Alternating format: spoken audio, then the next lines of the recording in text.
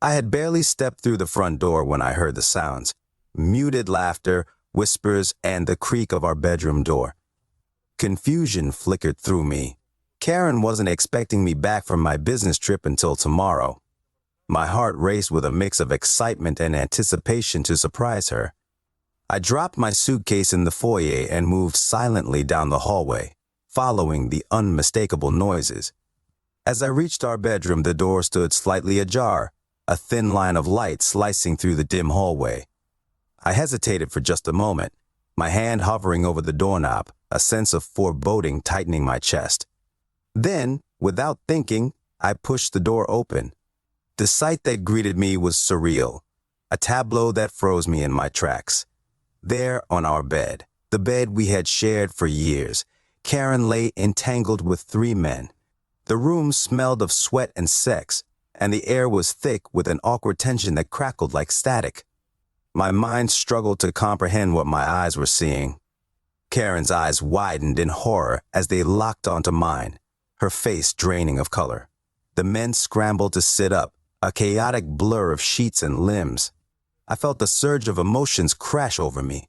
Disbelief, betrayal, anger, all swirling together in a tumultuous storm. I couldn't move. I couldn't speak. I could only stand there, rooted to the spot, as the scene burned itself into my mind with searing clarity.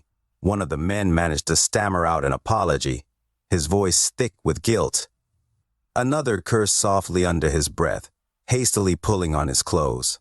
The third simply stared at me, his expression a mix of shame and defiance. Karen was the first to find her voice. "It's not what you think," she began, her words stumbling over each other in a desperate attempt to explain the inexplicable. But her words fell on deaf ears, drowned out by the roaring silence in my head.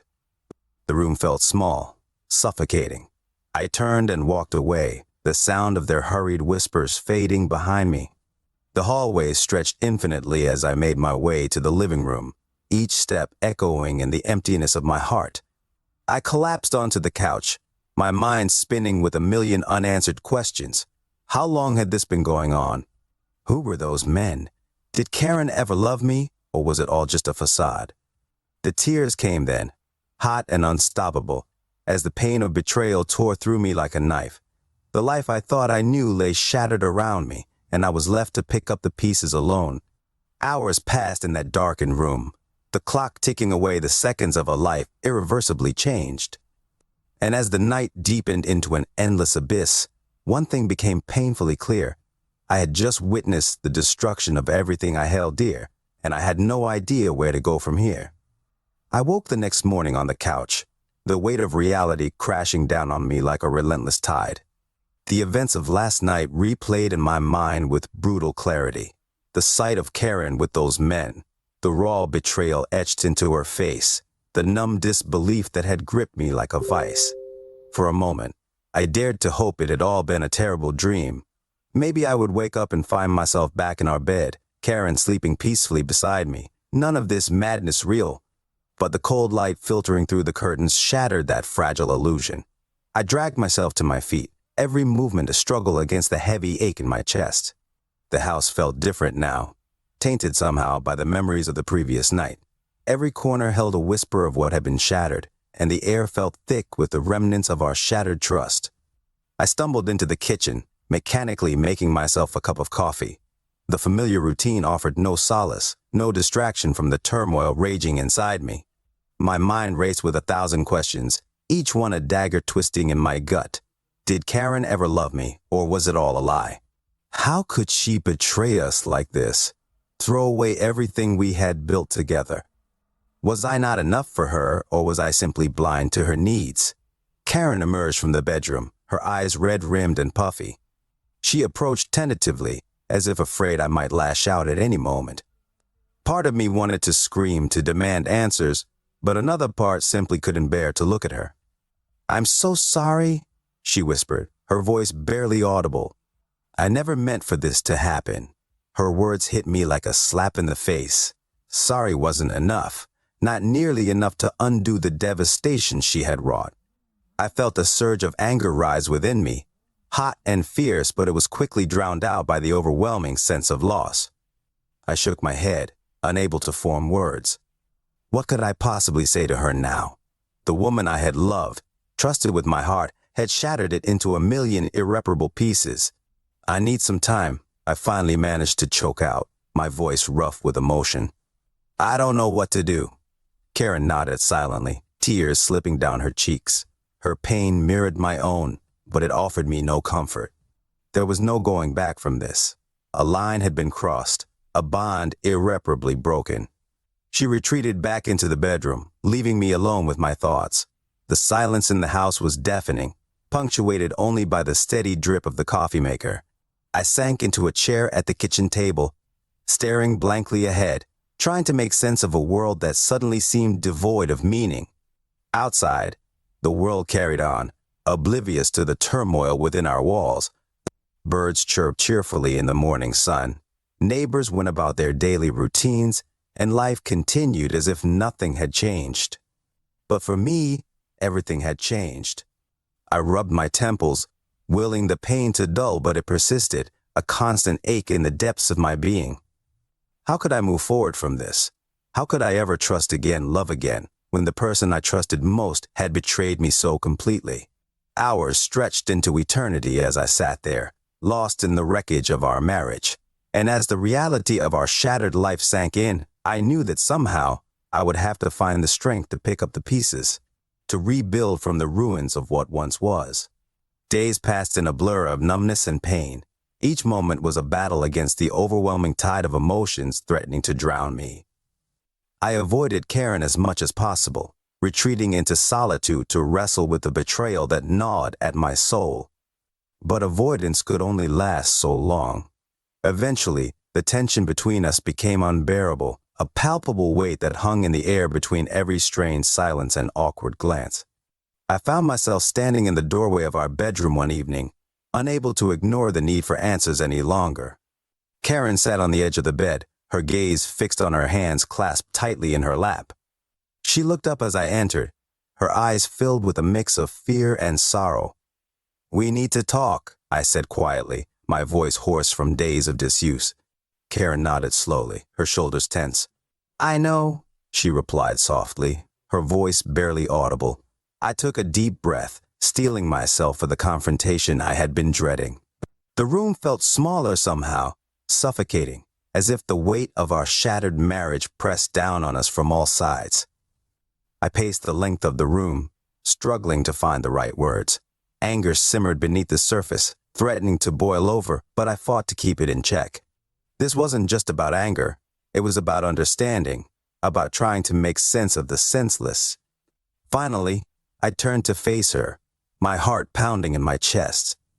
"Why, Karen?" I asked, my voice trembling with raw emotion. "Why did you do it?" Karen met my gaze, her eyes brimming with tears. "I don't know," she whispered, her voice breaking. "I don't know why I did it. I was confused, lonely. I felt neglected." Her words cut through me like a knife. Neglected? Was I really so blind to her needs, so oblivious to her pain? Guilt mingled with my anger, a toxic brew that threatened to consume me. "We could have talked," I said, my voice strained. "You could have told me how you were feeling." Karen nodded, tears slipping down her cheeks. "I know," she admitted softly. I should have talked to you instead of." Her voice trailed off, and for a moment, the room was filled with the heavy weight of unspoken words. I wanted to reach out to her, to comfort her, but the pain was still too raw, the betrayal too fresh. "I thought we were happy," I said finally, my voice barely a whisper. "I thought we had everything." Karen looked down, unable to meet my gaze. "We did," she said quietly. "But I messed it up. I messed everything up." The admission hung in the air between us, a stark acknowledgement of the irreparable damage she had inflicted on our marriage. I struggled to find the right response, the words that could possibly bridge the chasm that now yawned between us. "I don't know if I can forgive you," I said at last, the words tasting bitter on my tongue. Karen's eyes widened in fear, her breath catching in her throat. "Please," she pleaded, her voice desperate. "Please don't give up on us. I love you. I always have." Her words hit me like a tidal wave, stirring emotions I had thought buried beneath layers of pain and anger. Love. Did I still love her? Could love survive such betrayal, such devastation? I need time, I said finally, my voice a whisper of resignation. I need time to figure things out. Karen nodded silently, her shoulders sagging with defeat. She reached out tentatively, as if unsure if I would push her away. I hesitated for a moment, then allowed her touch, feeling the weight of our shared pain in the brush of her fingertips against mine. The room was filled with silence once more, broken only by the soft sound of our breathing. The confrontation had brought no resolution, no closure, only more questions, more uncertainty. As I turned away and walked out of the room, I knew that this was only the beginning of a long and painful journey. Whether our marriage could survive the scars of betrayal remained to be seen. But one thing was certain, we could never go back to the way things were before. Days turned into weeks, and the weight of Karen's betrayal hung heavy on my shoulders like an oppressive cloak. Every corner of our home echoed with memories tainted by her infidelity. I tried to maintain a semblance of normalcy, going through the motions of daily life, but inside, I was unraveling. One evening, as I sat alone in the dimly lit living room, the dam I had been holding back finally burst. The tears came unexpectedly, hot and relentless, streaming down my cheeks as the full weight of my emotions crashed over me. I sank to the floor, the pain in my chest threatening to suffocate me. It wasn't just anger or sadness, it was a profound sense of loss, of mourning for the life I thought I had, for the trust that had been shattered beyond repair. The memories of our life together flashed before my eyes like scenes from a movie. The laughter, the shared dreams, the quiet moments of intimacy. But now they were tainted, overshadowed by the image of Karen with those men, by the knowledge that she had chosen to betray me. I curled into myself, clutching my knees to my chest, as sobs racked my body. Each cry was a release, a catharsis for the pain that had been building inside me since that fateful night. Hours passed in that darkened room, the tears eventually giving way to a bone-deep exhaustion. I felt drained, hollowed out by the storm of emotions that had torn through me. The emptiness inside me was a stark contrast to the overwhelming turmoil that had consumed me moments before. Karen found me there, hours later, her face etched with concern and guilt. She knelt beside me, tentative at first, as if unsure if her touch would be welcome. But I was too exhausted to push her away, too weary to summon the anger that had fueled me for so long.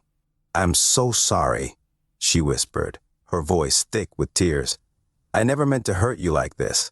Her words stirred something inside me, pity perhaps, or maybe a flicker of empathy. I looked at her then, really looked at her, and saw the pain etched into every line of her face. She had made a terrible mistake, one that had cost us both dearly. "I don't know if I can get past this," I admitted quietly, my voice raw from crying. Karen nodded silently, tears slipping down her cheeks. "I understand," she said softly. "I understand if you can't forgive me." Her words hung in the air between us, heavy with unspoken meaning. Forgiveness seemed like an impossible feat, a distant shore beyond the stormy seas of our shattered marriage. Could I ever trust her again, love her again, after what she had done? "I need time," I said finally, my voice a whisper of resignation. "I need time to heal." Karen nodded again, her hand reaching out to touch mine. This time, I didn't pull away. Her touch was a balm against the raw edges of my pain, a fragile bridge spanning the chasm that had opened up between us. As we sat there together, the weight of our shared grief pressing down on us, I knew that this was only the beginning of a long and painful journey. Whether we would emerge stronger on the other side remained to be seen, but one thing was certain. Nothing would ever be the same again. That night, sleep eluded me like a fleeting dream. I lay in our bed, staring up at the ceiling, the events of the past weeks replaying in my mind like a relentless loop.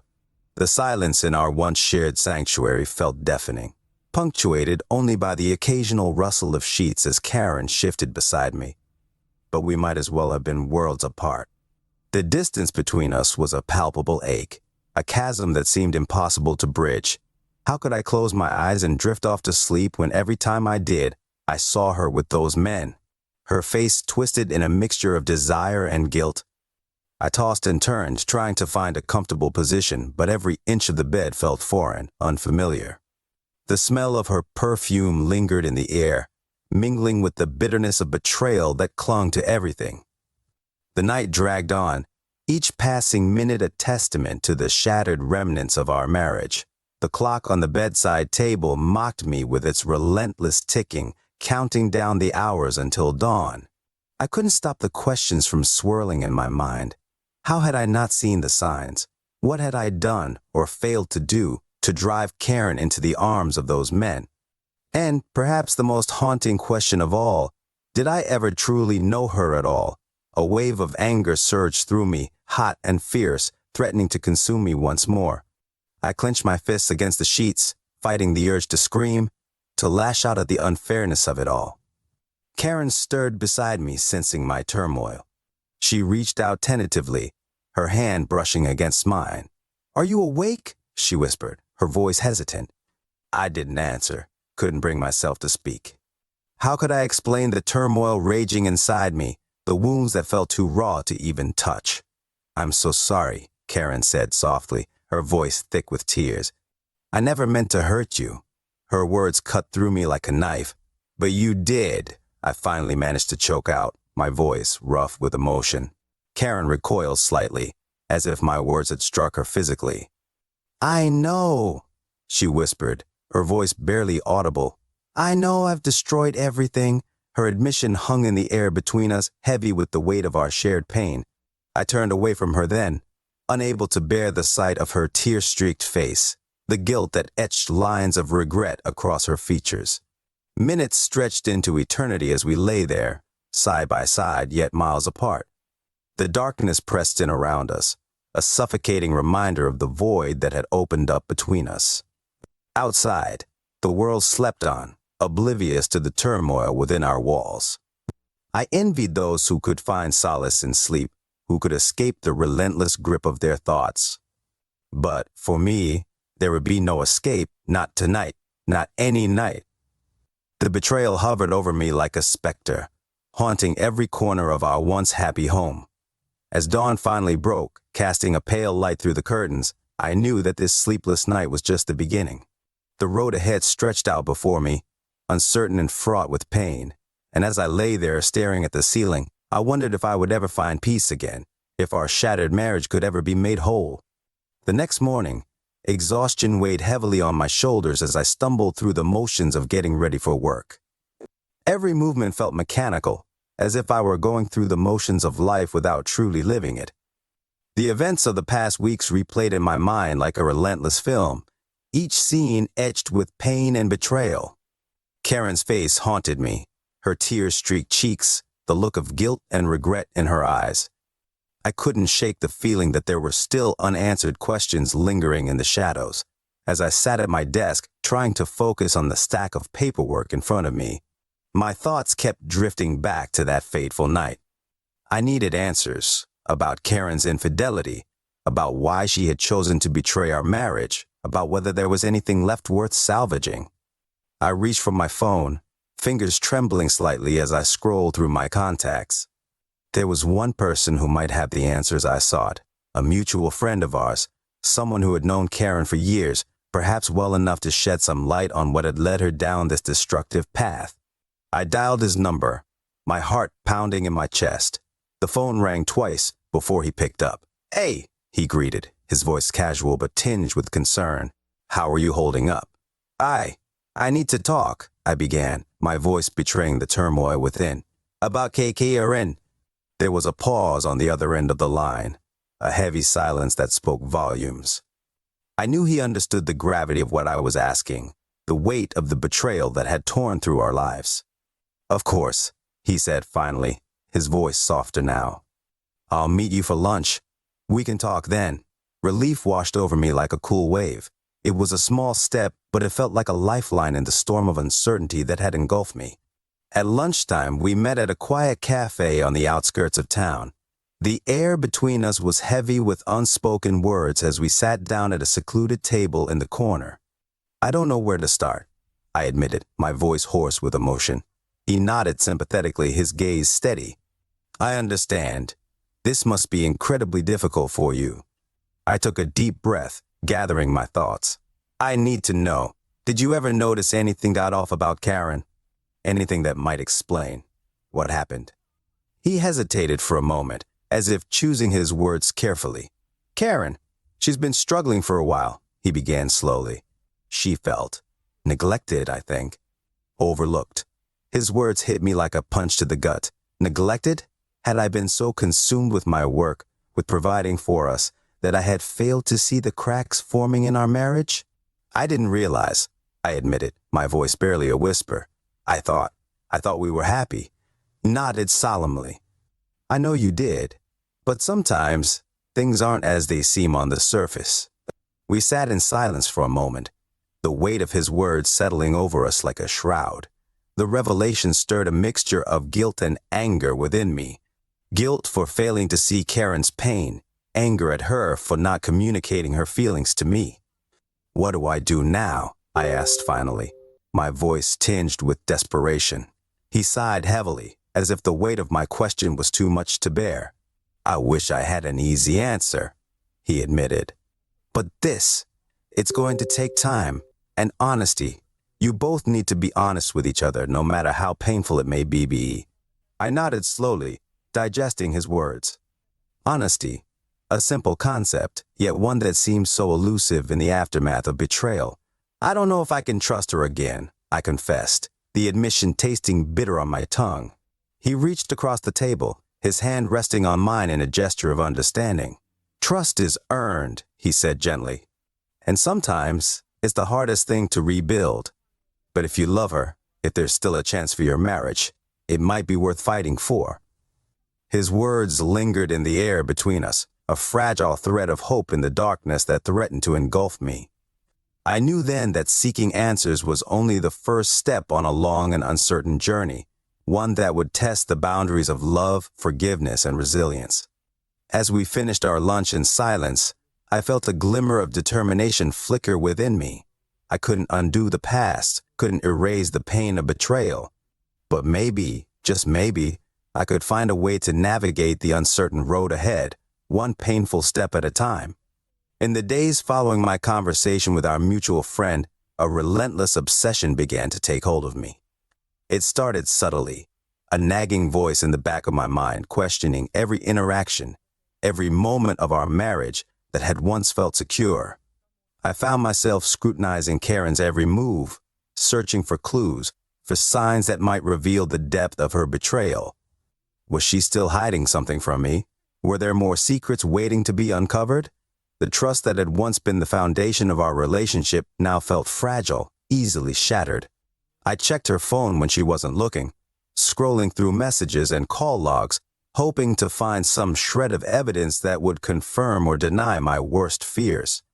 Each time I found nothing, a mix of relief and disappointment washed over me. Relief that maybe, just maybe, I was wrong about her. Disappointment that I had sunk so low, become someone who invaded her privacy in search of reassurance. But the doubts persisted, gnawing at me like a relentless hunger. I started questioning her about her whereabouts, her plans for the day, in a misguided attempt to regain a sense of control over the chaos that had engulfed our marriage. Karen grew increasingly frustrated with my interrogation, her patience wearing thin. I've told you everything, she insisted, her voice tinged with exasperation. I'm trying to make things right, but you have to let me. Her words stung, a painful reminder of the rift that had widened between us. I wanted to trust her, to believe that she was sincere in her efforts to repair what she had broken. But the shadow of doubt loomed large, casting a pall over every moment we shared. I withdrew into myself, consumed by thoughts of betrayal and vengeance. The anger that had simmered beneath the surface since that fateful night now threatened to boil over, unchecked and volatile. I began to isolate myself from friends and family, unable to bear their well-meaning questions and sympathetic glances. Alone in the silence of our home, I nursed my wounds, nursing fantasies of confronting the men who had violated our marriage vows, of making them pay for their betrayal. The fantasies grew darker with each passing day.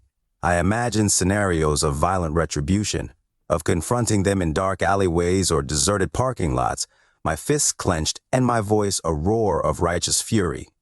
It frightened me, this descent into obsession, this thirst for vengeance that consumed my every waking thought. But part of me reveled in the sense of power it gave me, the illusion of control over a situation that had spiraled far beyond my grasp. Karen watched me with growing concern, her attempts at reconciliation met with cold indifference or explosive outbursts of anger. "I can't do this anymore," she confessed tearfully one evening, her voice trembling with fear and frustration. "I can't keep trying if you won't meet me halfway." Her words pierced through the haze of my obsession, a stark reminder of the toll my actions were taking on both of us. Guilt washed over me, mingling with the anger and despair that had consumed me for so long. "I'm sorry," I whispered, the words tasting bitter on my tongue. "I'm so sorry, Karen." But apologies were not enough to undo the damage that had been done, to erase the scars that now marred our once perfect marriage. As I watched her walk away, her shoulders slumped with defeat, I knew that I had become someone I didn't recognize, a stranger to myself, lost in the grip of obsession and despair. Yet still, the voice whispered in the depths of my mind, urging me to seek justice, to make them pay for what they had taken from me. And as I descended further into the darkness, I wondered if there would ever be a way back to the light, a path to forgiveness and redemption that didn't seem so impossibly out of reach. In the aftermath of Karen's departure, a dangerous determination took root within me. I became consumed with thoughts of revenge, a relentless obsession that drove me to dark places I had never ventured before. I began to meticulously plan my retaliation against the men who had shattered my marriage, who had defiled the trust I had placed in them. Their faces haunted my dreams, their laughter echoing in my ears like a taunt. I spent hours scouring social media, searching for any trace of their whereabouts, their habits, their weaknesses. Every detail I uncovered fueled my thirst for vengeance, a primal need to restore the balance of justice that had been so brutally disrupted. Maps and photographs adorned the walls of my study, a makeshift command center where I plotted my course of action. I tracked their movements, memorized their routines, waiting for the perfect moment to strike. The fantasies of violence that had once terrified me now felt like a righteous cause, a mission to reclaim what had been taken from me. I imagined confronting them one by one, their faces contorted in fear and regret as I exacted my revenge. But amidst the fury and determination, a nagging doubt gnawed at the edges of my consciousness. Was this truly the answer? Would vengeance bring me the closure I so desperately sought, or would it only deepen the wounds that had already scarred my soul? I wrestled with these questions in the solitude of my study, the weight of my decisions pressing down on me like a suffocating blanket. But each time I hesitated, each moment of doubt was swiftly drowned out by the roar of anger and betrayal that fueled my obsession. Friends who had once offered their support now regarded me with concern and caution, their words of caution falling on deaf ears. "This isn't you," they would say, their voices tinged with worry. This isn't the way. But I refused to listen. I was a man possessed, driven by a singular purpose that eclipsed all reason and logic. The men who had violated my trust deserved to suffer, to feel the pain they had inflicted upon me and Karen. I rehearsed the confrontation in my mind, envisioning every word and action with chilling clarity. It became an obsession within an obsession, a twisted game of cat and mouse that consumed my thoughts day and night. Karen's absence only fueled my determination. In her departure, I saw not only the wreckage of our marriage, but also the opportunity to exact my revenge without fear of repercussion. She had left me to navigate this dark path alone, and I would see it through to the bitter end. As the days turned into weeks, my plans grew more elaborate, more detailed. I knew their routines better than they knew themselves, their weaknesses mapped out like a blueprint for destruction. But amid the chaos of my thoughts, a small voice whispered, a voice that sounded remarkably like the man I used to be before betrayal had torn my world apart.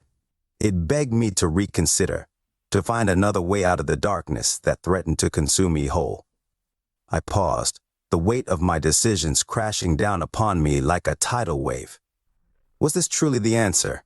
Was vengeance the closure I sought, or would it only perpetuate the cycle of pain and destruction?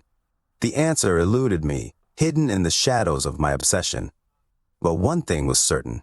The descent into revenge had irrevocably changed me, leaving behind a shattered man who struggled to recognize himself in the reflection staring back from the mirror. Armed with determination and a sense of purpose twisted by anger, I began the dangerous game of stalking my targets.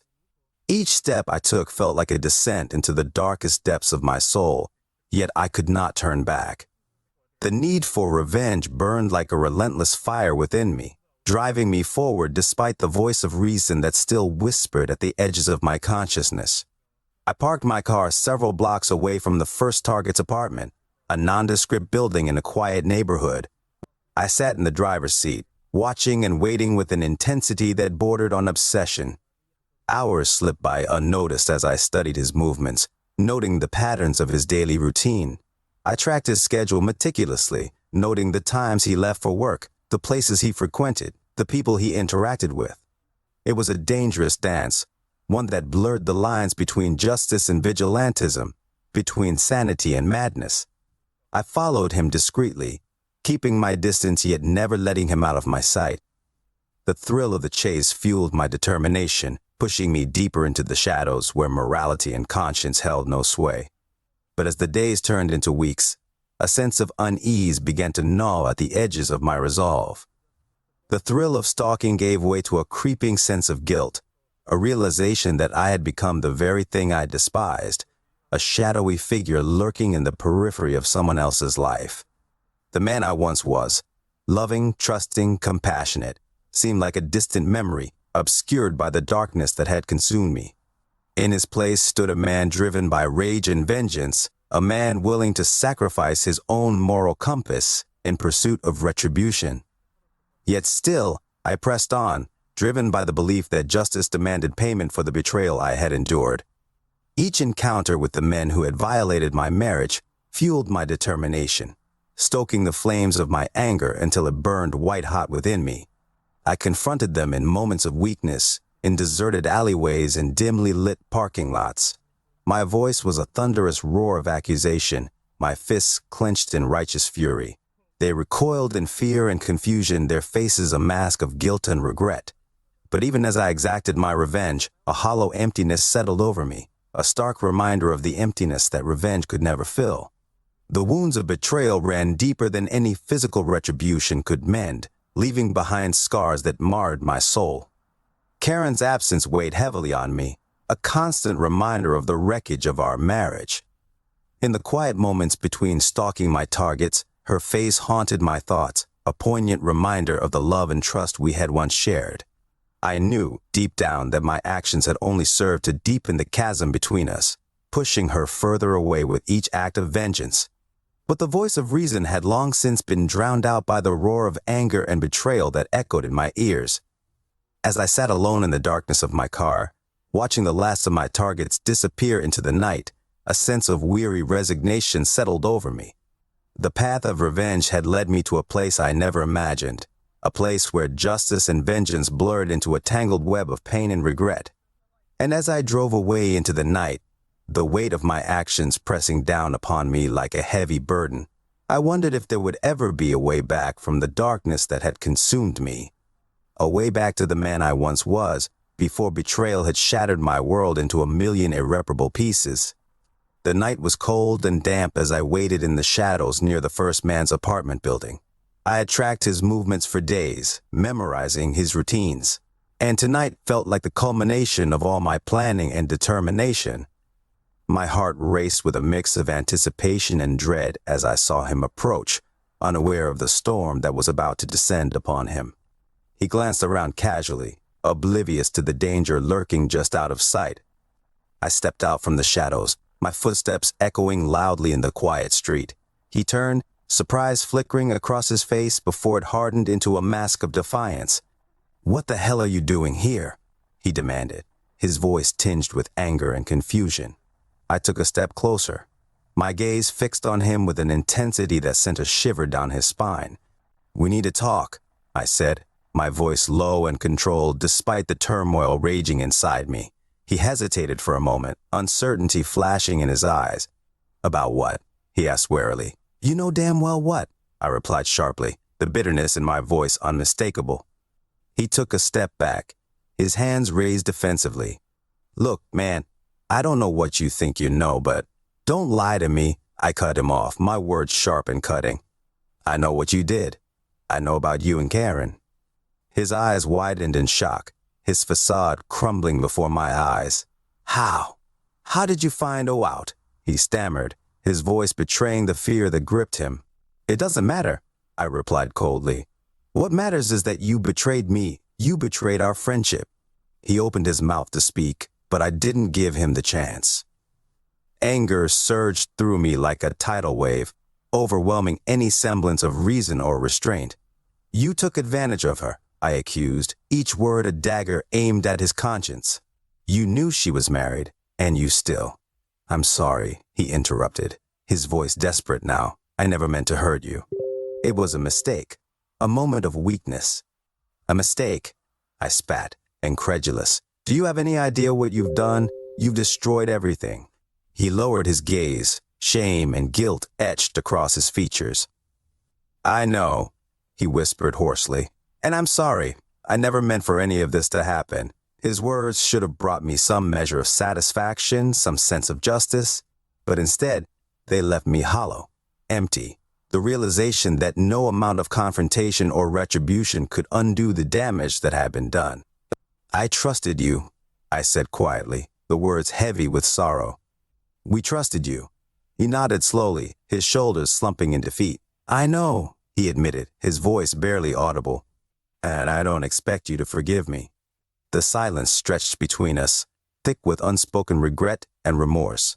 The confrontation had brought no closure, no sense of resolution, only more questions, more pain. As I turned away and walked back into the darkness, leaving him standing alone in the cold night air, I knew that this was only the beginning. There were still 2 more men to confront, 2 more chapters of betrayal and reckoning waiting to be written.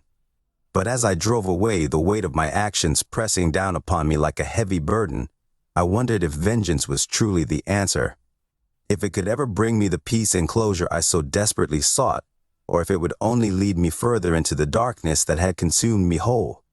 The confrontation with the first man left me shaken, but also fueled by a grim determination to see my mission through to its bitter end. As I drove away from his apartment building, the adrenaline of confrontation still coursing through my veins, I knew that the next steps would require even greater resolve. I spent the following days preparing for the next confrontation, meticulously planning each move with the precision born of desperation. The second man on my list lived across town, in a modest house nestled among the quiet suburbs, a stark contrast to the urban anonymity of the first target. Under the cover of darkness, I parked my car several blocks away from his house and approached cautiously on foot. Shadows danced around me, casting eerie shapes on the neatly trimmed lawns and darkened windows of the neighborhood. I kept to the shadows, my heart pounding in my chest as I neared his house. Every creak of a branch, every distant sound made my pulse quicken with a mix of fear and anticipation. This time, I needed to be more careful, more calculated. I spotted him through a window, a faint glow of light illuminating his silhouette as he moved about inside. I took a deep breath, steeling myself for the confrontation that lay ahead. With deliberate steps, I approached the front door and knocked, a sharp, urgent sound that shattered the quiet of the night. Moments passed in tense silence before the door swung open, revealing him standing there, his expression a mix of surprise and wariness. "What do you want?" he demanded, his voice tight with suspicion. "We need to talk," I replied, my voice steady despite the storm raging inside me. He hesitated for a moment, as if weighing his options.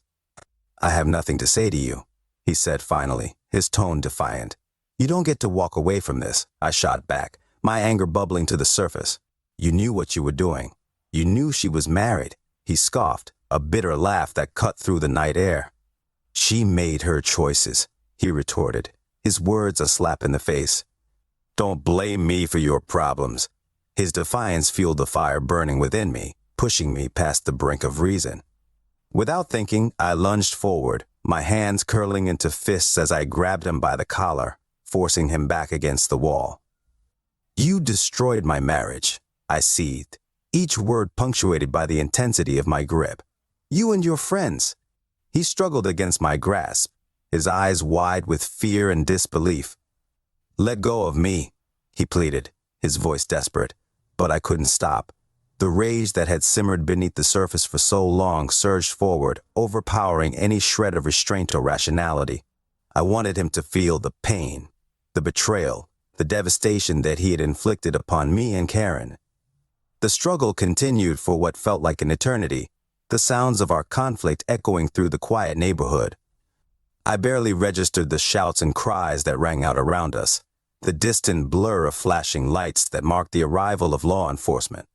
And then, abruptly, it was over. Hands pulled me away, voices shouting commands that barely registered through the haze of my rage.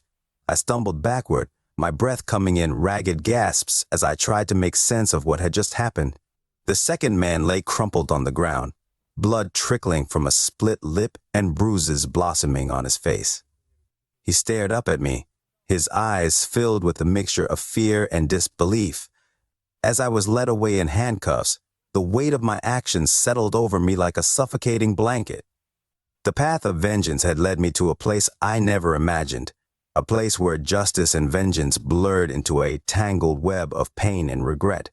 And as I was driven away from the scene, the flashing lights of police cars casting an eerie glow over the neighborhood, I wondered if this was truly the closure I had sought, or if it was only the beginning of a descent into darkness from which there would be no return.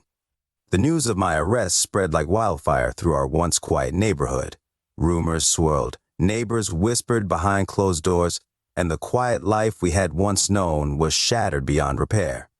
Karen heard about my arrest from a mutual friend, a hesitant voice on the other end of the phone, delivering the news with a heavy heart. She listened in stunned silence, the words sinking in like a cruel twist of fate. As she hung up the phone, a flood of emotions washed over her. Shock, disbelief, and a gnawing sense of guilt that threatened to consume her whole. She had known that my obsession with revenge was spiraling out of control, but she never imagined it would come to this. She rushed to the police station, her heart pounding with each step as she braced herself for the sight of me behind bars. The reality of our shattered lives stared back at her in the cold, sterile walls of the interrogation room.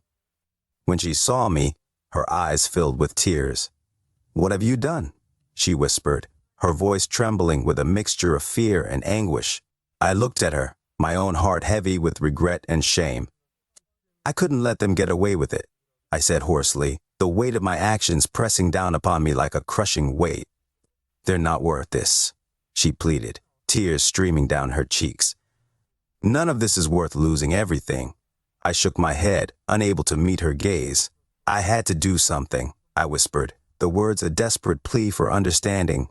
Karen reached out, her hand trembling as she touched mine through the cold metal bars. "We could have found another way," she said softly, her voice thick with emotion. "We could have faced this together." Guilt washed over me like a tidal wave, the realization of the pain I had caused her hitting me with devastating force. "I'm sorry," I said, the words barely audible through the lump in my throat. "I never wanted." She cut me off gently, her eyes filled with sadness. "I know," she whispered, "but you can't undo what's been done." As we sat in silence, the gravity of our situation hung heavy in the air between us. The path of vengeance had led us both to a place of despair and regret, tearing apart the fabric of our marriage in ways we could never have imagined. Karen stayed by my side throughout the ordeal, her presence a lifeline in the storm of uncertainty and fear. Together we navigated the legal process, facing the consequences of my actions with a sense of resignation and sorrow. But behind her quiet strength, I could see the cracks in her resolve, the wounds of betrayal and heartache that ran deeper than any physical retribution could mend. And as we faced the uncertain future ahead, I wondered if there would ever be a way back from the darkness that had consumed us both. The days turned into weeks and then months as we waited for the outcome of my trial. Our lives had been irrevocably changed by the choices we had made, the consequences of which would echo through our lives for years to come. But amidst the wreckage of our shattered marriage, A glimmer of hope flickered, a fragile thread of forgiveness and redemption that seemed impossibly out of reach. And as we stood on the precipice of an uncertain future, I prayed that somehow, against all odds, we would find a way to heal the wounds that had torn us apart. The days leading up to my trial were fraught with tension and uncertainty. Karen stood by me with unwavering support, her presence a bittersweet reminder of the love and trust we had once shared. But beneath the surface, a fragile peace hung in the balance, a peace shattered by my relentless pursuit of vengeance. As the date of the trial loomed closer, I found myself haunted by the specter of the final confrontation. The last man on my list, the one whose betrayal had cut deepest of all. He lived on the outskirts of town, in a secluded cabin surrounded by dense woods, a solitary existence that mirrored the isolation I felt within. I drove out to his cabin one evening, the road winding through towering trees that seemed to whisper secrets of their own. The air was thick with anticipation, a palpable tension that hung heavy around me like a suffocating shroud. When I arrived, I parked my car at a distance and approached cautiously on foot. The cabin sat nestled among the trees, its windows dark against the fading light of dusk. A sense of foreboding settled over me as I drew nearer, each step a testament to the gravity of what lay ahead. I hesitated at the door, my hand trembling as I raised it to knock. The sound echoed through the silence of the forest, reverberating like a warning of impending reckoning. After what felt like an eternity, the door creaked open slowly, revealing him standing there, older now, warier, but still bearing the weight of his guilt and betrayal. "What do you want?" he asked quietly, his voice tinged with resignation. "We need to talk," I replied, my voice steady despite the turmoil raging inside me. He nodded silently, stepping back to allow me inside. The cabin was dimly lit, shadows dancing along the walls like ghosts of the past. The air was heavy with unspoken words, with the weight of years of pain and betrayal that hung between us. I wasted no time in confronting him, my words a relentless barrage of accusation and anger. "You knew," I accused, each syllable a dagger aimed at his conscience. "You knew what you were doing. You knew she was married." He listened in silence, his gaze fixed on the floor as if unable to meet my accusing eyes. "I'm sorry," he said finally, his voice barely above a whisper. "I never meant for any of this to happen." His words were a hollow echo of the apologies that had come before, a feeble attempt to absolve himself of the guilt that weighed heavily upon us both. "You destroyed everything," I continued bitterly, the pain of betrayal searing through me like a fresh wound. "Our marriage, our trust." "I know," he interrupted, his voice thick with emotion. "And I can never take that back." The silence that followed was deafening, punctuated only by the sound of our ragged breaths and the distant rustling of leaves outside. In that moment, I saw the toll that my obsession had taken, not only on him but on myself and Karen as well. "I came here for closure," I admitted quietly, the admission a reluctant surrender to the truth. "But I don't know if I'll ever find it." He looked up then, meeting my gaze with eyes filled with regret and remorse. "Neither will I," he confessed, the weight of his words hanging heavily in the air.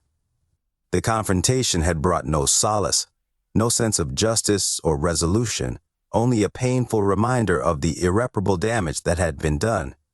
As I turned to leave, the weight of my actions pressed down upon me like a heavy burden, threatening to crush me beneath its weight. Outside, the sky had darkened to a deep shade of blue, the stars shimmering faintly through the canopy of trees overhead. The night held a stillness that seemed to echo the emptiness in my heart, a void left by the shattered pieces of a life once whole. And as I walked away from the cabin, leaving behind the man whose betrayal had changed the course of my life forever, I wondered if there would ever be a way back from the darkness that had consumed me, a way back to the light, to forgiveness, to a future where healing and redemption were not just distant dreams, but attainable realities. The night of the trial arrived with an oppressive weight, casting a pall over everything. Karen and I sat in the courtroom side by side yet miles apart, as the legal proceedings unfolded with meticulous precision.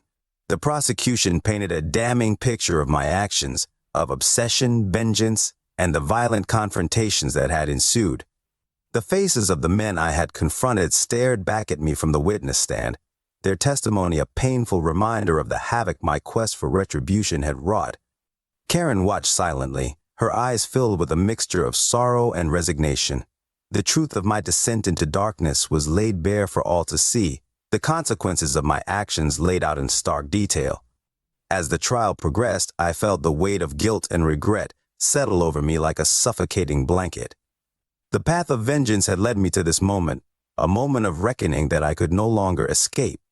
When the time came for my defense, my lawyer painted a different picture, one of a man driven to extremes by betrayal and heartache, a man whose actions, while misguided, stemmed from a deep sense of pain and loss. But the damage had been done. The judge's verdict echoed through the courtroom like a death knell, sealing my fate with a sentence that echoed the severity of my crimes. Outside the courtroom, the air was thick with tension and uncertainty. Reporters clamored for statements, cameras flashing in a frenzy of media scrutiny.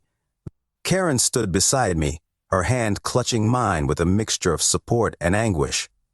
"I'm so sorry," I whispered, the words heavy with remorse. She squeezed my hand gently, her eyes filled with unshed tears. "We'll get through this," she said softly, her voice a fragile thread of hope in the storm of uncertainty. But as we walked away from the courthouse, the weight of my actions pressed down upon me like a lead weight.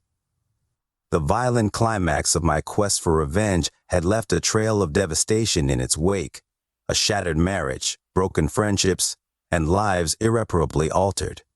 In the quiet moments that followed, as we retreated into the solitude of our own thoughts, I wondered if there would ever be a way back from the darkness that had consumed me, a way back to the man I once was, before betrayal had torn our world apart. And as Karen's silent tears fell, a painful reminder of the wounds that still remained unhealed, I prayed that somehow, against all odds, we would find a way to rebuild what had been lost, to find forgiveness, redemption, and a path forward from the wreckage of our shattered lives. The aftermath of my reckless pursuit of revenge was a desolate landscape, strewn with the shattered remnants of what had once been my life. The trial had ended with a harsh sentence, a consequence I had braced myself for, yet its impact still reverberated through every fiber of my being. In the cold confines of my prison cell, time stretched into an agonizing crawl. Regret and remorse weighed heavily upon me, a constant companion in the solitary hours of confinement. I replayed the events that had led me here over and over in my mind, each memory a jagged piece of the shattered puzzle of my life. Karen visited when she could, her presence a lifeline amidst the bleakness of my reality. Her eyes held a mix of sorrow and forgiveness, a silent testament to the love that had somehow survived the storm of betrayal and vengeance. "I never wanted any of this," I would whisper, my voice a hoarse echo in the sterile silence of the visiting room. "I know," she would reply softly, her hand reaching out to touch mine through the cold metal barrier. "But we have to face it now. Together. Together." The word hung between us like a fragile promise, a beacon of hope in the darkness that threatened to engulf us both. We talked of the past, of the mistakes and regrets that had led us to this crossroads. And in those conversations, a tentative sense of healing began to take root, a fragile seed of forgiveness and redemption. Outside the confines of prison walls, life moved on. Friends and acquaintances whispered behind closed doors, casting judgment and speculation upon the wreckage of our marriage.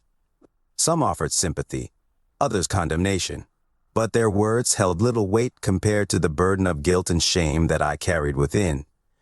As the months passed, I sought solace in introspection and self-reflection. Therapy sessions became a lifeline, a means of unraveling the tangled emotions that had driven me to the brink of destruction.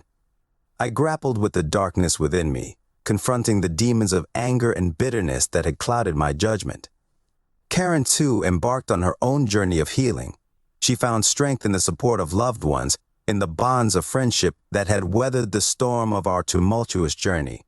Together we navigated the rocky terrain of forgiveness and reconciliation, forging a new path forward from the wreckage of our shattered dreams. Slowly, tentatively, we began to rebuild. It was not easy. There were setbacks, moments of doubt, and days filled with the ache of what had been lost. But with each step forward, we discovered a resilience that had been forged in the crucible of adversity. The scars of betrayal and vengeance would always linger, etched into the fabric of our lives like indelible marks. But amidst the wreckage, we found moments of grace and redemption, small victories that spoke of a future reclaimed from the ashes of our past. And as we stood together, facing the uncertain horizon of tomorrow, I knew that our journey was far from over. But with Karen's hand in mine, and the faint glimmer of hope lighting our way, I dared to believe that we had found the strength to rebuild, to heal, and to forge a new beginning from the ruins of our shattered past. The story of vengeance and its bitter consequences had come full circle, a cautionary tale of the dangers of obsession and the redemptive power of forgiveness. And as we walked hand in hand into the uncertain future, I vowed never again to let the darkness consume me, to cherish the light of love and forgiveness that had led us through the storm.